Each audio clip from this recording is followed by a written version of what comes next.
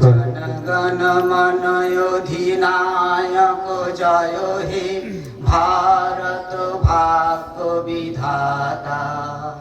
পঞ্জাব সিন্ধু গুজরাট মারাঠা দ্রাবিড় উৎকল বঙ্গ, বিন্ধ্য হিমাচল যমুনা গঙ্গা উচ্ছল জলধি তরঙ্গ। তব শুভ নামে জাগে, তব শুভ আশিস মাগে, গাহে তব জয় গাথা। জনগণ মঙ্গলদায়ক জয় হে ভারত ভাগ্য বিধাতা। জয় হে জয় হে জয় হে, জয় জয় জয় জয় হে।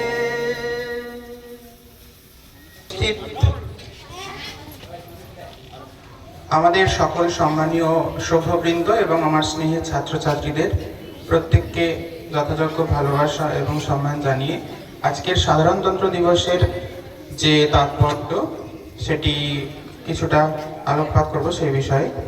তো আজকের দিনে বক্তৃতা শোনার ইচ্ছা সবার থাকে না, তাই সংক্ষিপ্ত হবে বক্তৃতা। তো আজকের দিনটি আমাদের সাধারণতন্ত্র দিবস হিসেবে পালন করা হয়, আমরা সকলেই জানি 26শে জানুয়ারি। সাধারণতন্ত্র কথাটায় দুটি শব্দ রয়েছে, সাধারণ আর তন্ত্র, যেটাকে প্রজাতন্ত্র বলা হয়, প্রজাতন্ত্র দিবস বলা হয়। তো এই সাধারণ অর্থাৎ হচ্ছে সাধারণের দ্বারা পরিচালিত তন্ত্র। এর আগে আমরা রাজতন্ত্র, প্রজাতন্ত্র, সামন্ততন্ত্র এগুলো ইতিহাস বইতে আমরা পড়েছি। অর্থাৎ সামন্তদের দ্বারা স্থাপিত পরিচালিত যে তন্ত্র সেটা সামন্ততন্ত্র, তারপর যে রাজতন্ত্র রাজাদের দ্বারা পরিচালিত তন্ত্র। তো এখন আমাদের আসছে যে প্রজাতন্ত্র অর্থাৎ প্রজাদের দ্বারা পরিচালিত তন্ত্র। এর আগে রাজারা শেষ কথা বলতো, এবার এখন শেষ কথা বলে প্রজারা। এবং এই প্রজাদের দ্বারা পরিচালিত তন্ত্র কিন্তু আমাদের ভারতবর্ষের ইতিহাসে এটাই প্রথম নয়। আমরা স্বাধীন ভারতের যখন ধারণা ছিল না, 1600 মহাজনপদ ছিল, অর্থাৎ 16টি মহাজনপদ, ইতিহাস বইতে এটা আমরা পড়েছি। সেখানে দুটি রাজ্য ছিল 16টির মধ্যে, ব্রিজি এবং মল্ল। ব্রিজি এবং মল্ল এই দুটি রাজ্য ছিল প্রজাতান্ত্রিক, অর্থাৎ প্রজাদের দ্বারা পরিচালিত হতো। এবং এই প্রজাতন্ত্রের ধারণা কিন্তু ভারতবর্ষে নতুন নয়, অর্থাৎ ছিল। পরবর্তীকালে রাজতন্ত্র কায়েম হয়েছিল, আরো পরবর্তীকালে ইংরেজরা এসে আমাদের ভারতবর্ষকে পরাধীন করে রেখেছিল দীর্ঘদিন। কিন্তু তারপরে যে এই প্রজাতন্ত্র স্থাপিত হলো, কেন এই 1950 সালে 26শে জানুয়ারি থেকে পালন করা হচ্ছে এই দিনটিকে, তারও একটা অতীত ইতিহাস রয়েছে। সেই ইতিহাসটা কি? এর আগে 1930 খ্রিস্টাব্দে এই একই দিনে পূর্ণ স্বরাজের নীতি ঘোষণা করেছিল জাতীয় কংগ্রেস।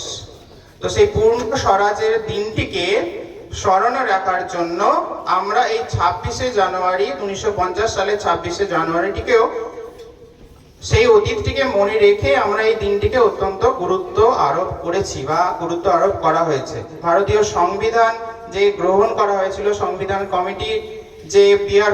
আম্বেদকরের নেতৃত্বে যে সংবিধান কমিটি গঠিত হয়েছিল, সেই সংবিধান কমিটি যে ভারতবর্ষের সংবিধানকে কার্যকর করেছিল, সেই কার্যকর হওয়া সংবিধান আমাদের ভারতবর্ষকে যে জায়গায় স্থাপিত করতে চেয়েছিল সেটা হচ্ছে সার্বভৌম গণতান্ত্রিক প্রজাতন্ত্র। এই প্রজাতন্ত্রটি হবে ধর্মনিরপেক্ষ, অর্থাৎ সেখানে আলাদা করে কোনো ধর্মের গুরুত্ব থাকবে না। এই শব্দগুলির কিন্তু আমাদের কাছে অত্যন্ত গুরুত্বপূর্ণ শব্দগুলি।